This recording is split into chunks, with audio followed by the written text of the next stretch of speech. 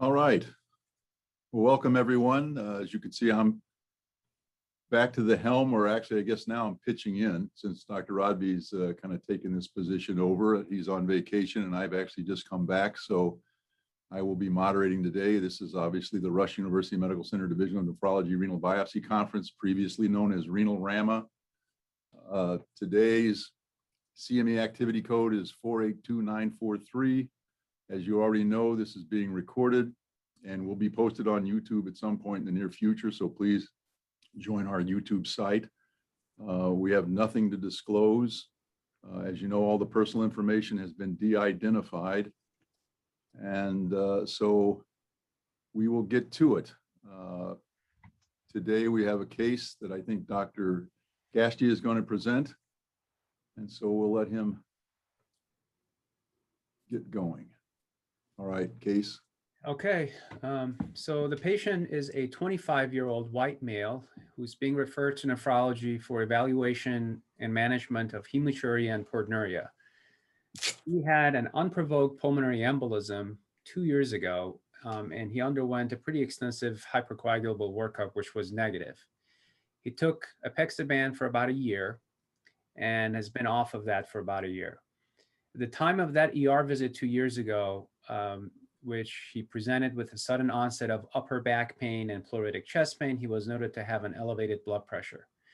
Because he was going through the acuity of presentation, they basically told him just to monitor his blood pressure after he leaves the hospital, which he did, and noted that his blood pressure had remained elevated, so he was started on lisinopril 10 milligrams at night with pretty good blood pressure control thereafter. During one of his routine primary care visits, he had a urinalysis checked, which showed both hematuria as well as proteinuria. There were no prior urinalyses that had been done. The urinalysis was repeated a total of 3 times, and he had persistence of his proteinuria and hematuria. These were all done after anticoagulation had stopped. His serum creatinine had remained normal, around 0.9 milligrams per deciliter, and his secondary serologic workup, which included an ANA, ANCA, double-stranded DNA complements, as well as some of the viral serologies you see at the bottom, were all negative or normal. Urine protein electrophoresis with the immunofixation showed no M spike. His renal ultrasound was also normal. He denied any family history of kidney disease, no NSAID use, no personal history of kidney stones, and symptomatically, with the exception of some fatigue, he really did not have any problems. His review system was negative with the exception of fatigue. Past medical history, as noted, was just significant for pulmonary embolism. He had had no surgeries. He was only taking lisinopril 10 milligrams at night with no allergies. His social and family history, he does not smoke. He drinks socially, single, no family history of any kind of autoimmune disease, kidney disease, or hypertension. On exam, his blood pressure was 116/71, heart rate of 62, respiratory rate of 12. The rest of the vitals were pretty stable. His BMI is about 22. An exam itself was unremarkable. He appeared calm, healthy, and non-toxic, good insight into his condition. Lungs were clear. Cardiovascular exam was normal. He didn't have any abdominal tenderness or pain. He did not have a rash, and he did not have any lower extremity edema. On labs, his sodium was 138, potassium 4.4, chloride 104, bicarb 27, BUN and creatinine of 17 and 0.9 with a glucose of 81, total protein 7.1, albumin 4.2, calcium 9.1, total bili 0.7 with normal LFTs. His CBC showed a white count of 5.3 with a normal differential, hemoglobin of 14 and normal platelet count. Coags were normal. Serologies, as I mentioned, were all negative or normal. His urinalysis showed 3+ blood protein, 2+ blood, 2 WBCs, 30 RBCs with no casts or crystals, and urine protein creatinine ratio was 2.7 grams per gram. His renal ultrasound shows the right kidney to be at 12 and left kidney at 11.7 centimeters with normal echogenicity, and he underwent a percutaneous renal biopsy. Questions? So many questions for Dr. Gashti. What was his race? White. And I assume you didn't do a PLA2R? No, not at this point. Okay. Any other questions? All right, Dr. Whittier, you want to start us off? Yeah, sure. Thanks. You know, you hear somebody has hematuria and proteinuria, and 2 years ago they had a PE, and at the time of the PE they never really had a urine done. So I automatically start going into my head of it's probably a nephrotic syndrome of some sort of nephrotic range proteinuria at that point, and that's the reason for the PE, and that would all you know, work kind of together. But then obviously we get into the devil's in the details, and we don't have nephrotic syndrome here at all. He has no lower extremity edema, his abdomen is normal. He has close to nephrotic range proteinuria, but he's really kind of acting more of a nephritic type of syndrome rather than a nephrotic. And if I could still link the clotting to the nephritic syndrome, then I would kind of think maybe it's an antiphospholipid antibody situation, and there's an overlap there with lupus, but then that's not really all being perfectly described here too, because all the secondary serologic workup is negative. His ANA is negative, his complements are normal. And so it might just be that he has two different things, but that doesn't sound too parsimonious. We'll have to see if we can link those two things together at some point. If he didn't have the PE and I wasn't trying to link it so hard, then I would pretty much be convinced that this was an IgA nephropathy. He's a young man, he's got hematuria with proteinuria. His secondary serologic workup is negative. Typically we think about our IgA nephropathy patients not having this much proteinuria, but certainly they can, and these are the ones that are at high risk of progression if that's what it is. That also fits with his negative serologic workup and his normal complements. What else could this be in the nephritic side with the negative workup? An MPGN type of pattern. We'd have to still figure out what that would be due to if it is that. Normally that has hypocomplementemia, but we've seen those wax and wane. Could he have some sort of, you know, hereditary complement deficiency causing an MPGN pattern or something like that? I guess that's always possible. Could he have, even though he doesn't have a family history, could he have something like an Alport syndrome or a variant of that such? It's pretty rare. We don't have a deafness. We don't have a kidney disease in the family. So it'd have to be out of the blue. I think that's always possible, but I think it's much more likely that this would be an IgA nephropathy. All right. Pravir, what do you think? No, I agree. I think, you know, in terms of normal, the PE is what's interesting. Now, is that related to his presentation here, or was that an unrelated event? And as Dr. Whittier mentioned, maybe it would have been really nice to see what his urine looked at that point. But I think, you know, IgA membranous would be my two top diagnoses here, just based on, you know, hematuria, proteinuria, and now it's been 2 years still with a normal creatinine. And so, you know, those two tend to just kind of be, you know, slowly progressive diseases, and present like this. It's interesting, his albumin is 4.2 and he has almost 3 grams of protein and no edema. And so that's somewhat of unusual. I mean, it would point to potentially a more secondary, you see that more, you can see that in secondary FSGS, for example. And but you know, that I guess that should be on the differential here too. But again, he's not hypertensive. He has a normal creatinine, but I think that has to be on there. And then I agreed with you know, the spectrum of thin basement membrane Alport syndrome. That's the only other thing. He doesn't have the family history, but you can sometimes get quite a bit of a proteinuria with those, even if it's without you know, the old thin basement membrane. I know we group it into a spectrum now, but you know, you can still get quite a bit of proteinuria with those.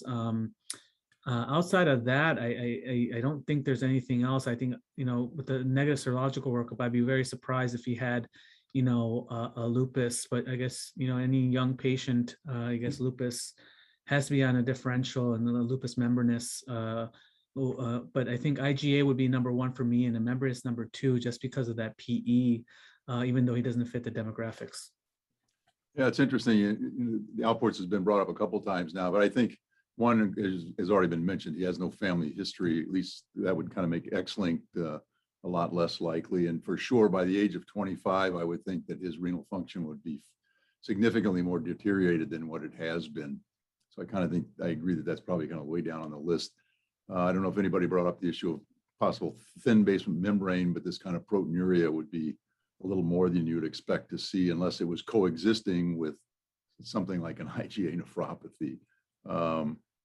So Sarah, you know, see children like this all the time, I would think, minus the pulmonary embolus, which is kind of, it is kind of the little, you know, the thing that kind of stands out that still hasn't totally been tied into this whole thing, and maybe never will be. But how would you put this together? Yeah, that PE is really, it's interesting trying to fit that together. I mean, I'm kind of curious what's proteinuria, if he had proteinuria, nephrotic syndrome as the etiology, what his proteinuria would have been before the lisinopril was on board. I don't know how much of an effect that has. I mean, we do see patients at proteinuria that don't have it. They're asymptomatic, no edema, like this individual besides the PE that has a secondary FSGS. Oftentimes they're obese or they have a history of extreme prematurity. I know there's a lot of literature out there about, you know, older teenagers, young adults with secondary FSGS, secondary hyperfiltration injury due to low glomerular endowment. But yeah, it's interesting. I guess membranous is one thing that would tie it all together with the absence of proteinuria. I mean, with the absence of edema. We definitely see RVT as well as DVTs associated with minimal change, but without that history of edema, it's kind of a stumper. All right.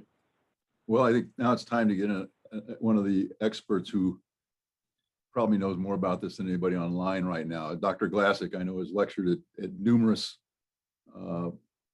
pre-course meetings at the ASN on IgA nephropathy and gives an excellent lecture on this. And usually it's an update, which is always spectacular. Dr. Glassick, what do you think might be going on? Well, And I'm saying Steve. IgA like I know what it is, but I don't. And that seems to be the primary diagnosis people are making. Yeah, Steve, can you hear me? Yes, I'm sorry. Yes. Yeah, yeah, I would have to agree with the previous discussants that in a young man with this clinical presentation, IgA nephropathy would have to be at the top of the list. And unfortunately, we don't have any good diagnostic biomarkers for that disease. So only a biopsy can make the diagnosis with any degree of reliability. I suppose just to make the differential diagnosis complete, young people presenting with hematuria and proteinuria with relatively normal renal function can also have C3 glomerulopathy, and even with a normal complement, I don't know of any connection between C3GN and pulmonary embolus or a prothrombotic state. I think that's probably unrelated to his current condition, but I would probably include this C3GN or something related to it. Do you know what country he comes from? Is he a U.S. citizen or does he come from abroad? Yeah, he's a U.S. citizen. He was born and raised right here in Chicago. Okay. Yeah. Well, the reason I ask that is that if he came from Cyprus, then the possibility of a complement-related glomerulopathy would go up greatly, because hematuria and proteinuria in young male Cypriots would lead to a diagnosis of complement factor H-related protein deficiency. But that's a rare disease, and I agree completely with IgA and membranous as being the two leading diagnoses. So Dick, you brought up the point about, we have no markers no serologic markers to measure. But I remember, some time ago, there was publications about anti-glycan antibodies in IgA nephropathy, and it just seemed to kind of fade away. Well, yes, patients with IgA nephropathy do have antibody to the glycan residues on the IgA1 molecule, but there's no commercial assay. It's a research assay. It's not 100% sensitive, so using that even as a screening tool wouldn't be adequate for diagnosis. Good It point. has about an 80% sensitivity. And there have been other suggestions, elevated IgA levels, an increased ratio of IgA to C3 levels, and increased levels of galactose deficient IgA have all been suggested, but none of them are sensitive enough to replace kidney biopsy. Yeah, that's a good point.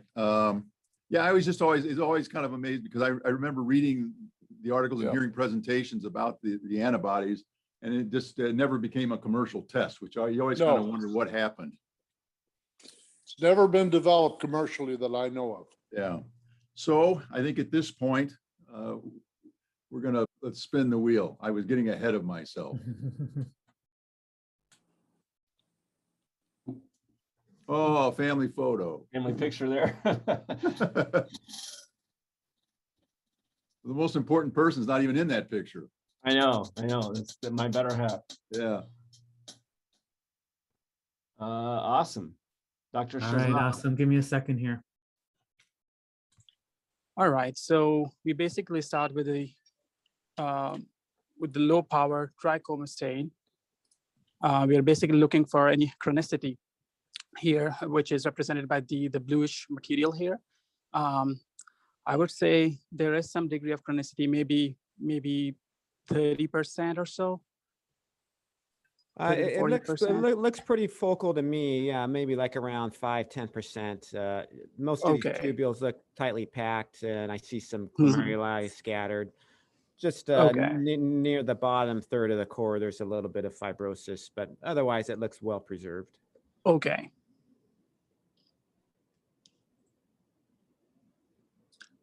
Right, then we have a high power PNS scan. We are basically looking at a glom right in the middle. I do see some degree of mesangial expansion here, right there in the middle. There are some cells packed close to each other, so maybe some component of mesangial hypercellularity as well, because I can see more than 3 cells here. Yes, yeah, I Um, agree. And then looking at the glomerular capillaries, the loops seem to be pretty open. I don't really see any crescent basically here, at least, no cellular crescent. Other than that, looking at the tubules, I don't really see a lot of any interstitial infiltrate. The brush border seems to be pretty intact here. Same goes to this tubule, and they are pretty much back to back. So I would say in this slide, the main thing that's standing out is the mesangial expansion and some degree of hypercellularity. Yes, good.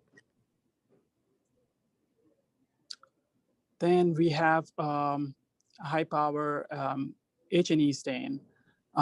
Here again, we're looking at the glom in the center. This is basically the urinary space. Again, I would say there is some expansion, pinkish material there. Otherwise, the glomerular capillaries look again very patent to me. And of course, I don't see any crescent here. Maybe it's just the cut. That's why it's looking like that. Here in the tubules, again, they're pretty much back to back. So no crescent with open glomerular capillaries, along with mesangial expansion in the same slide. Yeah, and then about 1 o'clock, there's some hypercellularity as well in the glomerulus in the mesangial area. I see like 6. Right. Yeah, keep going up to the right a little up. Yeah. Okay. Yeah. I see 6 nuclei there in that mesangial area, so there is some hypercellularity. Okay. Next. All right. This is another H&E stain, high power. We have basically 2 gloms, one in right there in the middle. Again, same finding, I would say. Again, mesangial expansion. I do see quite a few cells here, so I would say still more than 3. Maybe there is some hypercellularity here as well. Here in this glom, there's kind of half cut. Maybe is this I don't think this is like an active crescent, but it's more like a fibrinoid material here as well. But I don't think it's like an active crescent. Yeah, so it's a scar now. It's a segmental scar. Okay, That there's no fibrinoid necrosis there or kerectic debris. That's all okay, matrix and scar. okay, There may have was likely necrotizing in the past, but now it's just segmentally scarred. I see. Yeah. Okay. Yeah, other than that, I mean, the tubules look pretty, normal in architecture to me. Okay, good. And this is another high power PSN stain. Here, there's a glom in the middle. Probably the same process that we saw in the last slide is occurring here as well. Some fibrotic tissue or scar tissue here. And then mesangial expansion here, right in the middle of the glom. Yeah, and you can see that area is adherent at the top, adhesion up to the scar at the top. So right. So yeah. maybe there was a crescent at one point there, and that's now it's kind of, Yeah. after it got scarred, just kind of got connected to it. Right. Other than that, this is probably an arterial, an afferent arterial. Yes, it's right at the hilum. Yeah. Okay, gotcha. Other than that, yeah, I think it's rest of it looks pretty normal to me. The tubules look pretty healthy here with good brush borders. Okay. So this is a high power trichome or silver stain. Sorry, this is a Jones stain or silver stain, also known as. Basically, we are looking here for any splits, ruptures, or holes in the glomerular basement membranes. We are also looking at the glomerular capillary trough. The glomerular capillaries look pretty patent to me. Again, this area, there is some expansion here, maybe mesangial expansion, which we saw in the previous slides as well. Same goes around this 5 o'clock area. Other than that, I really don't see any splits. I can't really appreciate any holes or ruptures either. Okay, good. Yeah. The capillaries look smooth and intact. And then up in the top right, there's some protein reabsorption droplets in that proximal tubule there, albumin being reabsorbed. Yeah. Okay. So on immunofluorescence, IgA positive staining, and probably it's again representative of the mesangial, expansion that we saw. So it's primarily mesangial, deposits in for IgA positive. Yep. So we have electron microscopy here. Just to orient myself, I think we're looking here at the glomerular capillary with an RBC right in the middle. Again, here, probably this is an area of, again, mesangial expansion. This is another glomerular capillary. Yeah, so go back to that area. Do you see any deposits? So I think there are dense deposits here that I can see. Yeah. Again, representative of IgA that we just saw on the immunofluorescence. So probably representing the same area. Yep. Here's another glomerular capillary. Which, so as of this point, I think it kind of points toward IgA nephropathy, but the other thing that we usually look for is endocapillary proliferation in these patients. I don't really appreciate that as much here, at least. And then how about the podocytes? How do those look? The podocytes here, there seems to be a little bit of effacement, especially in this area. Or down on that they look well preserved there on that capillary. Yeah, here they look pretty well preserved. Yeah. So maybe just okay. focal effacement. Just focal effacement. Okay. Yeah. Again, looking at the blood space, this is probably an endothelial cell. Yeah.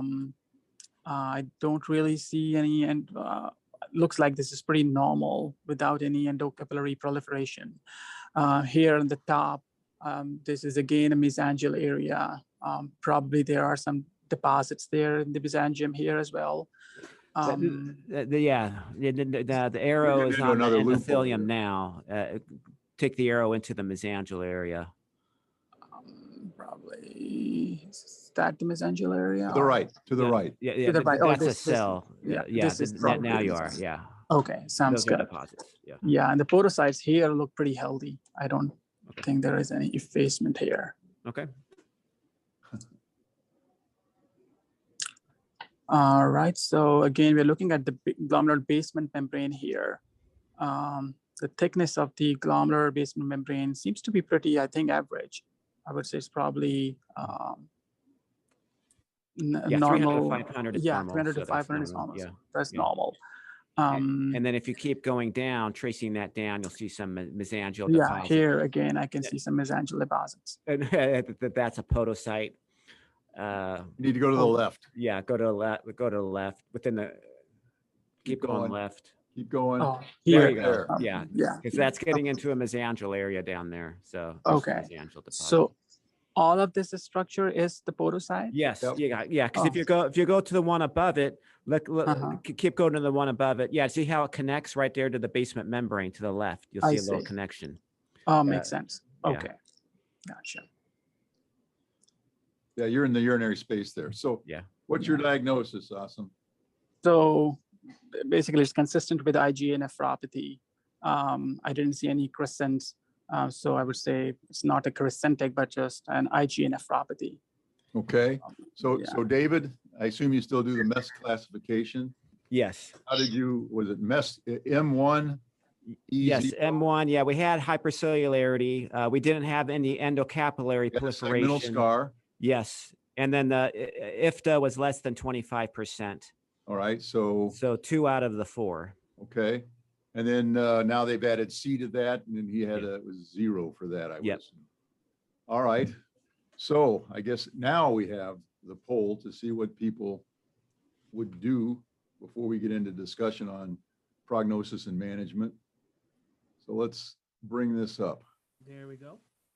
And remember, if you're a host, do not vote. I don't, can we even vote if we tried? No, you couldn't. Just don't end the poll. Yeah, so here we go. We'll give it RAS a. alone, RAS plus steroids plus cyclophosphamide or immunosuppressive agents, I would guess.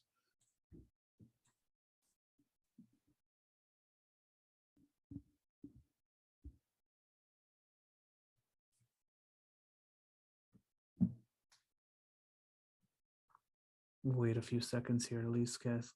About 50%. I see some recent graduates. Don't be shy. Yeah. Roger. Dr. Blank Mm-hmm. used to be on that wheel. Well, maybe we should put them back on again if they're going to Yeah. start attending. That's pretty good. I'm going to go ahead and share the results here. So everyone should be able to see what, and go ahead. Okay, so it looks like RAS inhibition alone is the predominant for, I guess, we'll say for the initial treatment. And then RAS plus glucose substantially less than a fraction, bringing out the big guns. All right. So I have to get this off. Bill, I mean, what do you, before we get into the treatment, what do you think the person's prognosis is in general, just based on the biopsy and the presenting findings?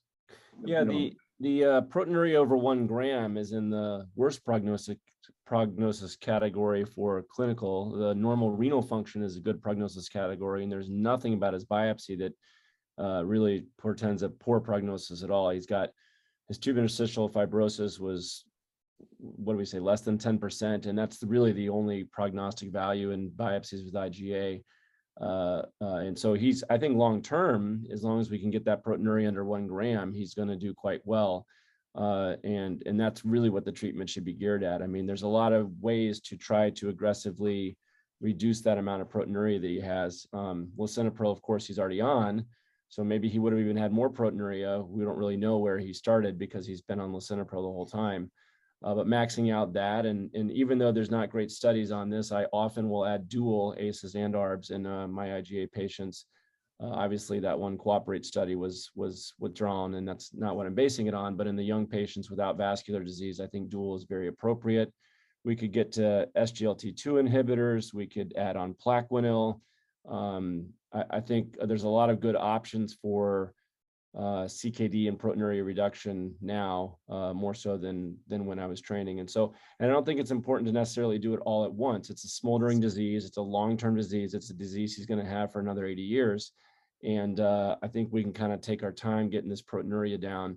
I wouldn't put all 4 drugs on him at once and then get his proteinuria down. We're not going to know what worked. So I'd probably maximize his ACE first. Then I would probably add an ARB next. SGLT2s have not been studied when added on to dual therapy, and they probably never will be. But that is still something that we could do. And some people may take a different approach of adding the SGLT before the ARB or something like that. But it's nice to have these options. Good point. One of the chat comments was, patients with gross hematuria intermittently have a better prognosis than those with persistent microscopic hematuria. And I remember Ron Falk used to bring that up at the board review course frequently as one of the things that they may ask you about. So that's just something to keep in mind. And this gentleman never had recurring gross hematuria. Dr. Glassick, you were on the new KDIGO guideline group, right? Not for IgA nephropathy, but No, yes, was a member of the. But you were a member of the group. Yeah, Yeah. So you're the only one here that I know that I think was even involved with the group. But I was just in their recommendations, they suggest not using dual therapy, and I just wondered if you had any, understanding as to why that was. Well, mostly because the only study where dual ACE and ARB were studied in a randomized control fashion, the study was withdrawn. Yeah, fair enough. As a result of some concerns about the validity of the data. Right. There are a few other much smaller studies showing some additional anti-proteinuric effect of dual therapy, but it's never been confirmed to have a beneficial effect on retarding progression to end-stage renal disease. And for sure in diabetes, the studies have been out there basically definitely say don't do it because of the potential downside for sure, progression. So yeah, I don't think there's a safety issue with dual therapy and IgA nephropathy in a young male. I mean, I've done it as well. I was just surprised when I saw the guideline recommendations. My guess was it was based on the fact that the one study was, I think it was in the Lancet, was retracted, but and for sure, I know a number of us have done it, and it actually works pretty well in the right setting. What would you do with this younger man, Dr. Glassick?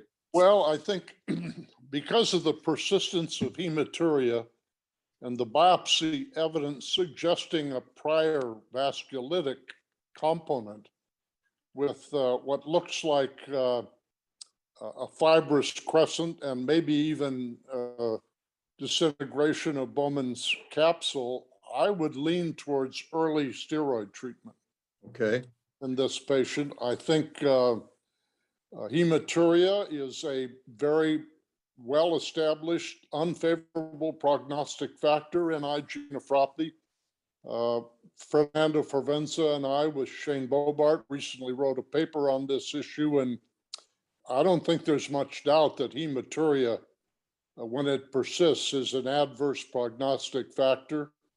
And with the combination of 2 grams of proteinuria with a normal blood pressure and hematuria, I think this man has an unfavorable prognosis, and I would treat with steroids. So good point. In this setting, though, where he's now just been diagnosed, he's got, at this point, not an active lesion, but maybe remnants of a previous one, but very little interstitial inflammation or fibrosis.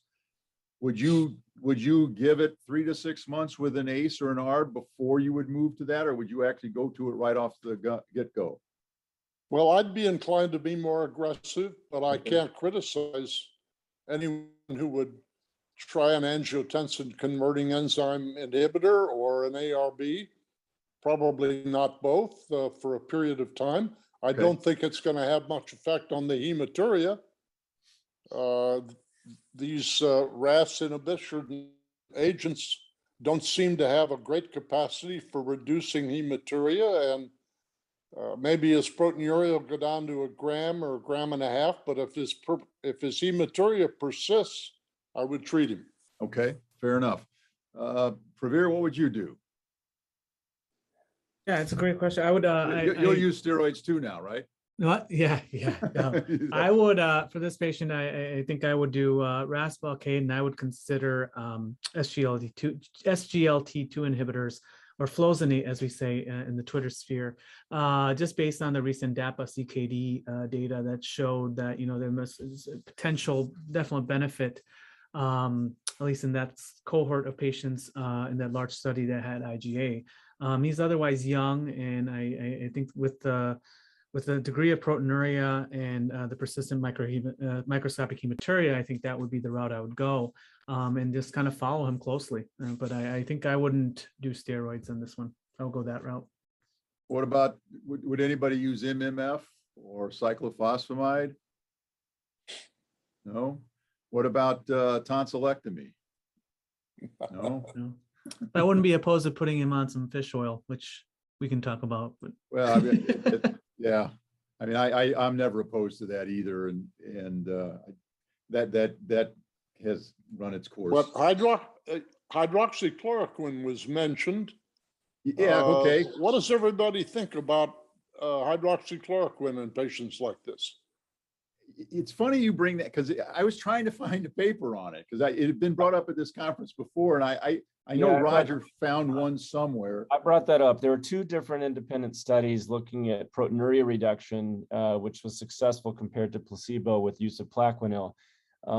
But they didn't have any long-term harder outcomes of, you know, changing creatinine over time. I think if I can't quote the authors, and I think they were only like 6-month study, but in the patients that did get Plaquenil, that did have proteinuria reduction, and they think that maybe the effects on toll-like receptors. Yeah. Was their supposition. It's interesting. There are a lot of these studies. I mean, IVIG was a big thing when I was right out of my fellowship, and that kind of fell to the wayside.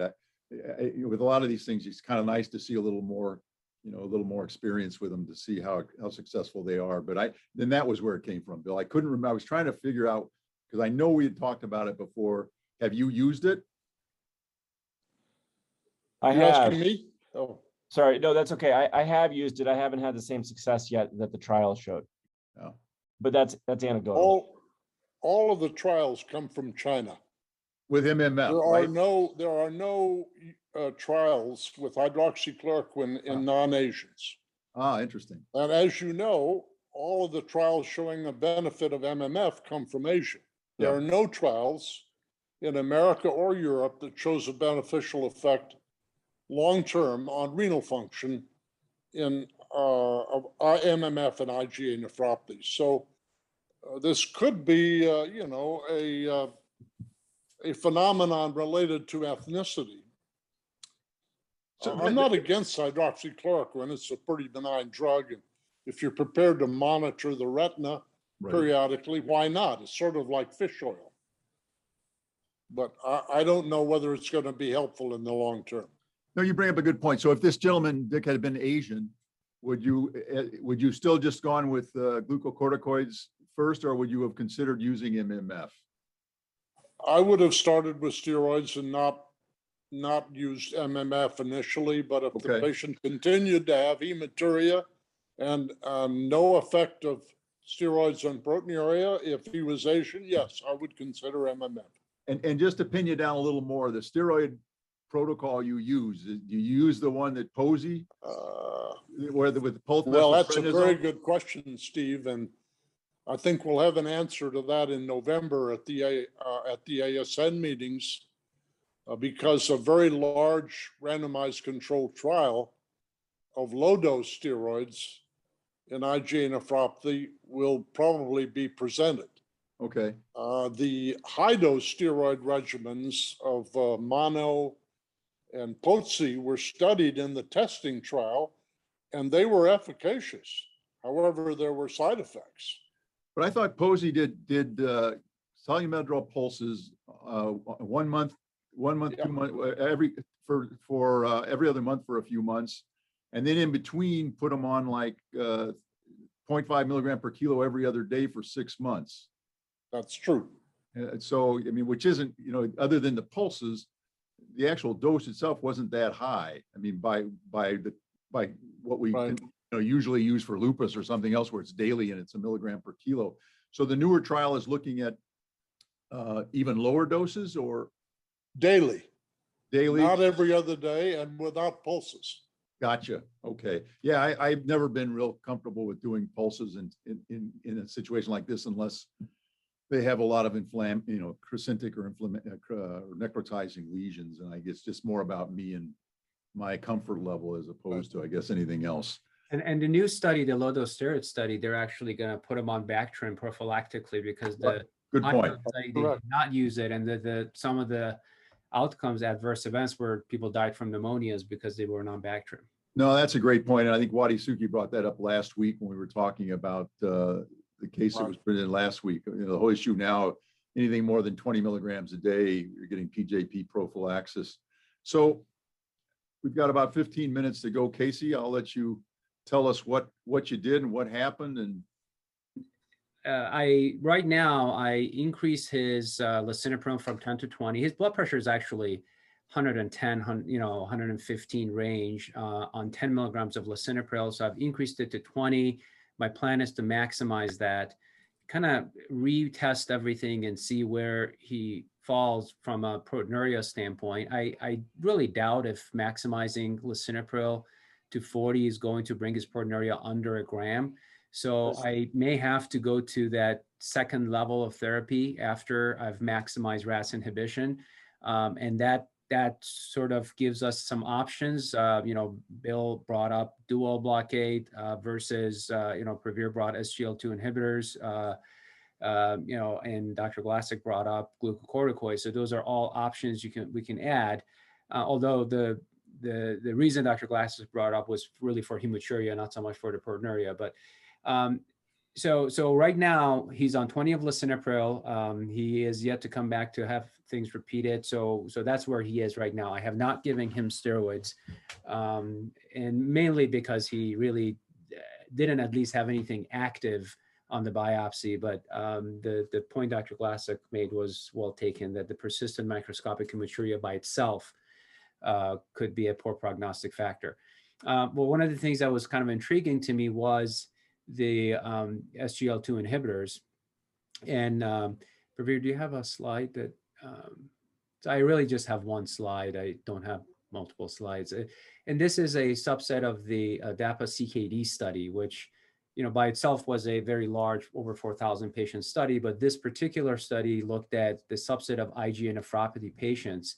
And there were about 270 of them, and 254 of them actually had a confirmed IgA nephropathy on biopsy. And these patients had eGFRs of 25 to 75 with urine albumin to creatinine ratio of 200 up to 5 grams per gram, who had received a stable and maximally tolerated RAS blockers. And some of them did have type 2 diabetes, but most of them didn't. And about half of them were Asian. So there was a nice mix of Asian and non-Asian in this study. And when you kind of look at your composite of primary outcome, which is a more than 50% drop in GFR, or dialysis dependence, or death from either a cardiac or kidney disease, there's a pretty big separation between the two groups after 32 months. In fact, they had about 4% primary endpoint achieved in the DAPA group, whereas it was 15% in the placebo group, and placebo essentially is just standard of care. So this would suggest, at least on the surface, that there is probably some kind of a benefit from adding DAPA to RAS inhibitors. And this is probably no different than doing so in diabetic and non-diabetic CKD. One of the criticisms of this study is that the blood pressure difference was about 3 to 4 millimeters of mercury. And we know that every millimeter of mercury in blood pressure difference could have an influence on the outcome. So even though that criticism may be valid, it's still, one study. And in fact, this is probably one of the largest randomized trials of IgA nephropathy with 270 patients, which is pretty remarkable. So there are a couple other studies. There's empagliflozin EMPA kidney study, which is essentially looking at kidney and cardiac protection in diabetic patients. And And I think if we can look at a subset of IgA patients in that study, if you see a kind of a similar signal in that outcoming study, I think that would add more credence to, or robustness to the data here. So I thought this was more of a recent and new finding. It was interesting. It's one of the things about it is that it's a practical study, and the fact that the drug is already out there and we're using it. So adding this is not more of a theoretical or academic discussion. I can actually prescribe him this medicine. So I kind of like this, and I haven't gotten to a point where I'm going to pull the trigger and put him on this yet. I'm going to kind of take a look at him, in a month or so, see how he's doing with his blood pressure, his proteinuria, his hematuria, and if things are not where they should be, if his proteinuria is still over a gram, persistence of hematuria, and his blood pressure is not too low, I may actually put this on him as a second agent. So that's kind of where we are. So right now, lisinopril at 20, with the idea of going to 40, and then adding DAPA after that.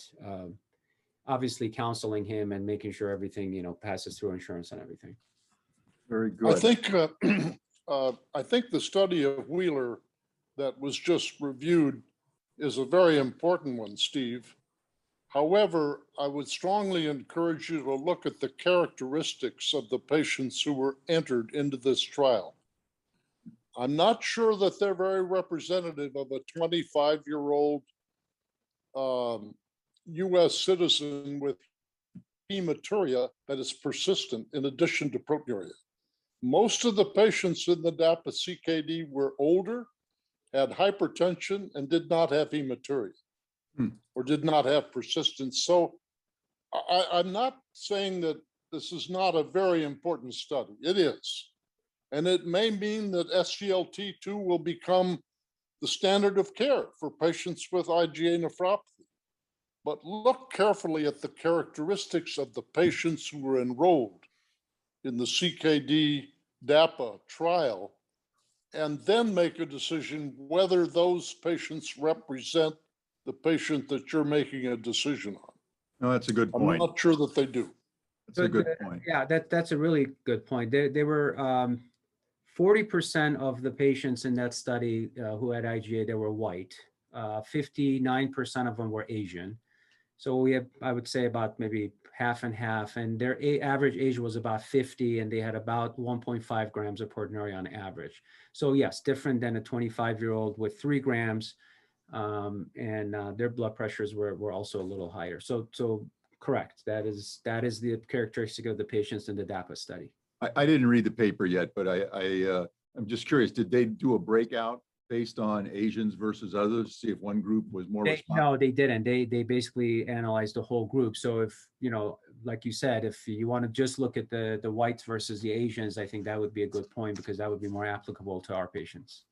So And another thing, oh, I'm sorry, Steve, go ahead. No, I was going to say, back to Dr. Glassick, is, the whole issue of steroids has obviously been out there for a while in the treatment of this, and what group you use it on and which group you would wait before you would use it.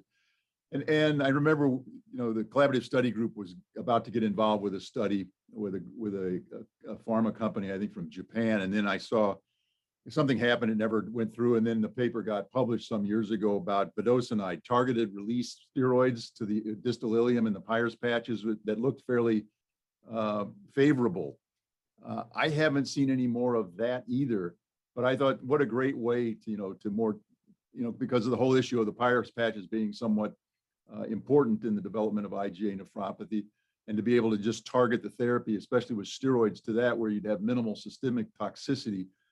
Have you heard or seen anything more about that? Yes, Steve, the company who has sponsored those trials, Caladitas, in a press release about a month ago, demonstrated that the phase 3 trial of Nefecon, which is the slowly released form of budesonide, met its primary endpoints. So it confirmed the phase 2 trial. So now we have a phase 2 and a phase 3 trial, which reach its primary endpoints. And I would imagine that the drug will eventually be submitted to the FDA for approval. However, at the present time, it remains an investigational drug. And I don't know the status of the review process at the FDA or the ERA. Actually, it's a Swedish company. It's not a US company. So it probably will be submitted to the ERA in addition to the FDA. Yeah, it But- seemed just like a very slick way of doing it with Yeah. minimal toxicity, which I think all of us would feel comfortable using that. Anyway, well, I think we've had another great conversation, another great case, and the fellow did, I think, an exceptional job of reading it. I think this concludes our biopsy conference for today. Again, remember the CME activity code is 482943. So please get in and register, get your credit. I think you only have about a 72-hour grace period for that. And also, again, you can find this recording on YouTube in the next several days on our website. So I encourage everybody that wasn't able to see this to try and log in and follow it at another time. I'd like to thank everybody that participated today and look forward to seeing you at the next biopsy conference.